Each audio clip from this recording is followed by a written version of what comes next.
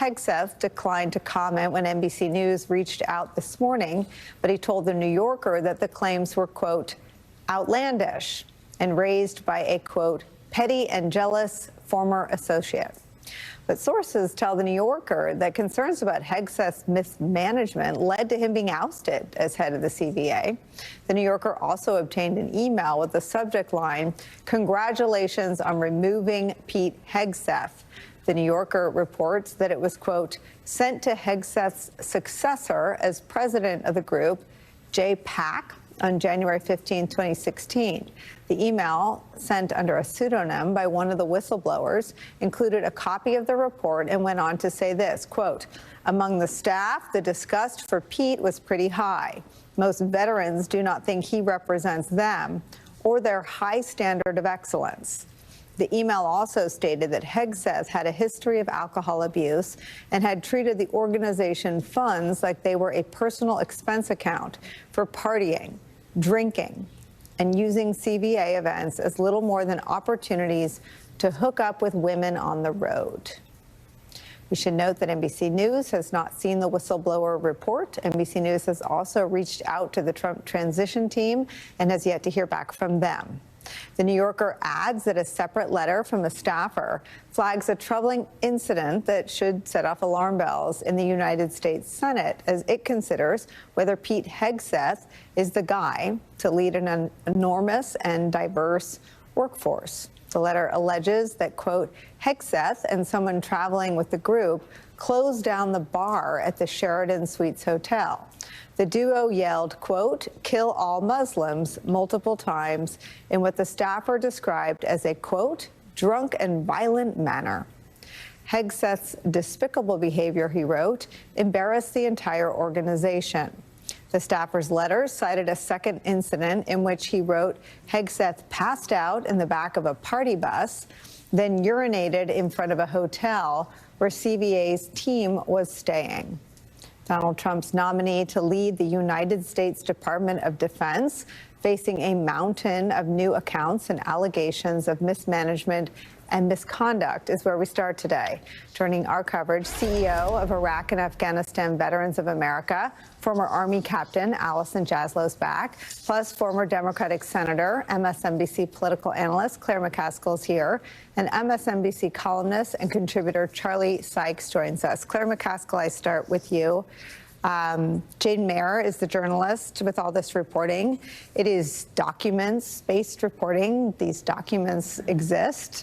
People that know Pete Hegseth seem to be interested in making sure that the United States Senate, which will consider his nomination, has all of the information before them as they consider if he's really the guy to lead the Pentagon. Yeah, first you have to consider, Nicolle, where this information is coming from. It's coming from people who worked with Pete Hegseth, and he worked in conservative Republican organizations that were centered around veterans.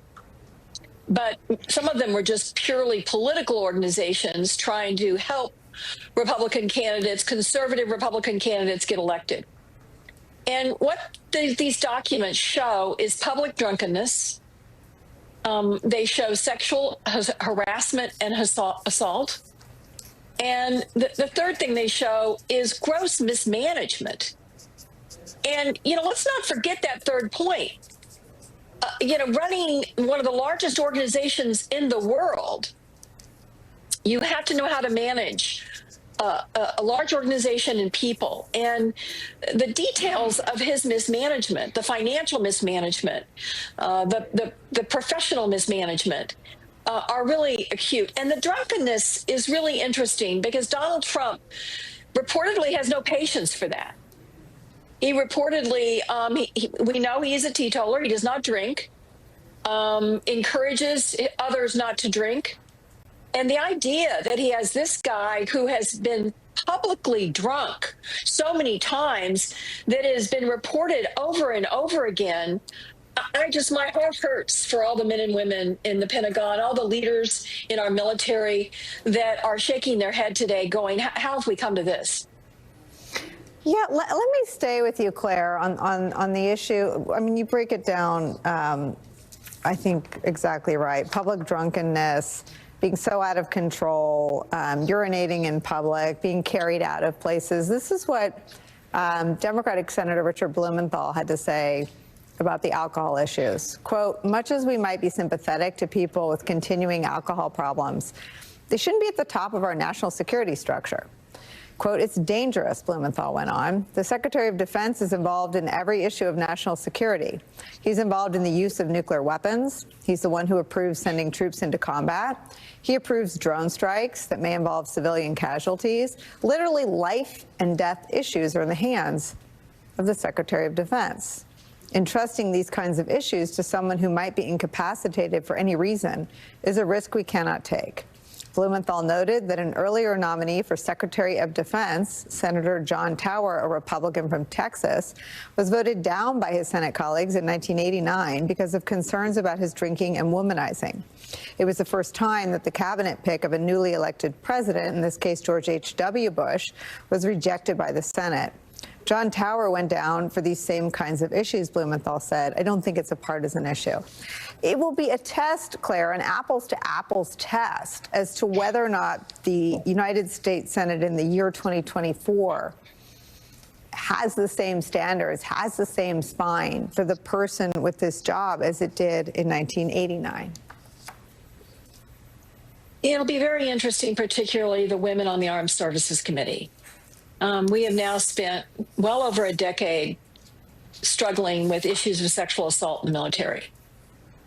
We have women that serve on that panel that are military veterans.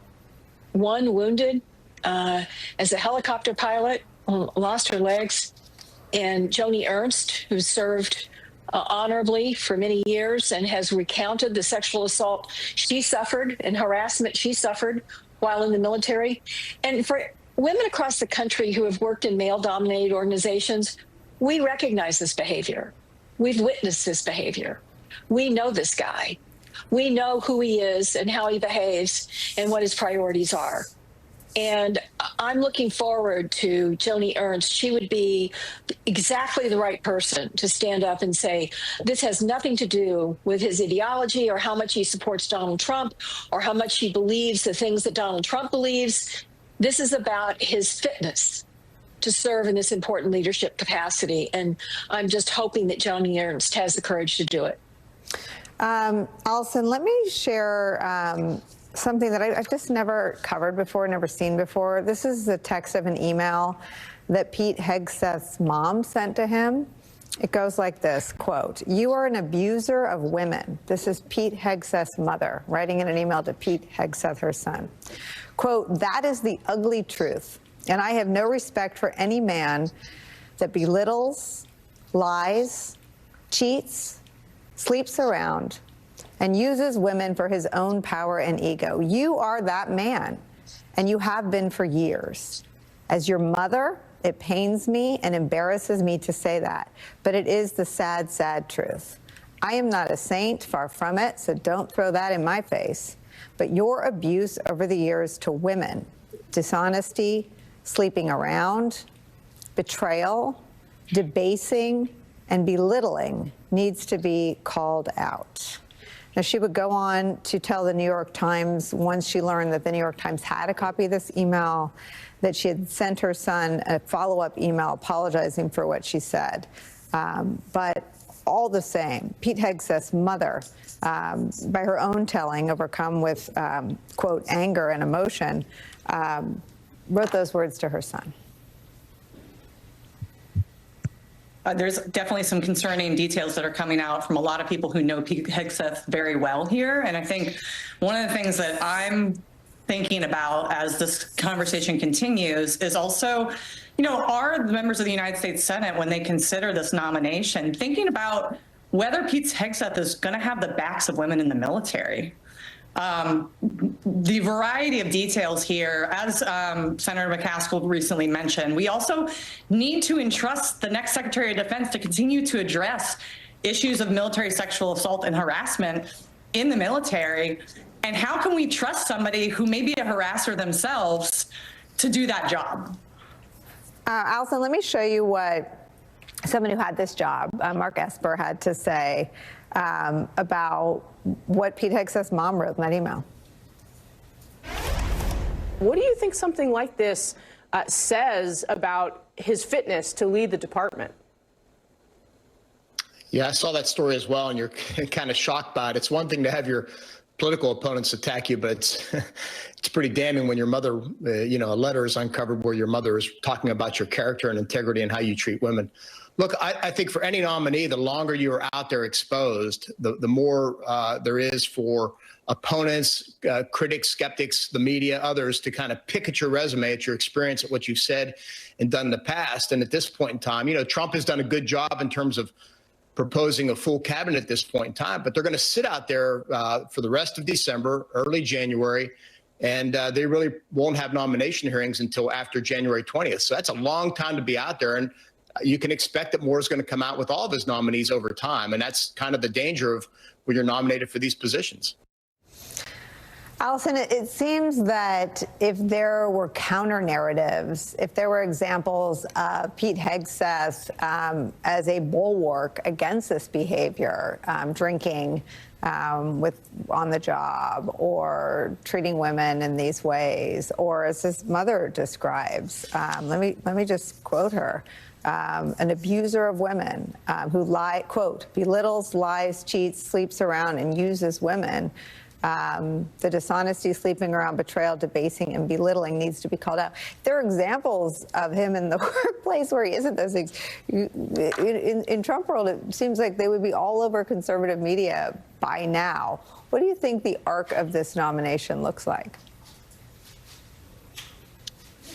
That remains to be seen, but I'm hoping that especially women in the women who are served in the military and are now serving in the U.S. Senate will really meet the moment here. And I think what every U.S. senator has to think about and what this national conversation needs to be about is if we're as a country going to still fight our wars with an all-volunteer force, we have to care about the culture inside of the United States military. And we have to put leadership atop the Department of Defense that is going to build a healthy culture, not a toxic culture. And some hard questions need to be happening behind the scenes right now and in a hearing room if he gets there. Charlie Sykes, I want to bring you in on this. I want to read you one more piece of reporting on the Hegseth pick. This is from MSNBC. What I learned after helping to vet Pete Hegseth for the RNC in 2016. It's by Justin Higgins, a former senior opposition researcher. Quote, in 2016, I vetted Hegseth while working at the Republican National Committee when Trump's team was considering him for undersecretary roles at the Department of Defense and the Department of Veterans Affairs. According to my professional assessment at the time, Hegseth was unqualified for the more junior positions he was being considered for in 2016, and 8 additional years spent at Fox News has not made him any more qualified to run the Department of Defense. Your thoughts? Well, let's step back. All the things that you have been reading and reporting in the last 15 minutes. Wow. I mean, wow. This man does not have just one scandal. It is not one incident here and there. He is a global scandal. And it is breathtaking what we are learning in the fact that if this vote, if his nomination goes to the United States Senate, a majority of Republican senators will end up voting to confirm him as Secretary of the Department of Defense, a position for which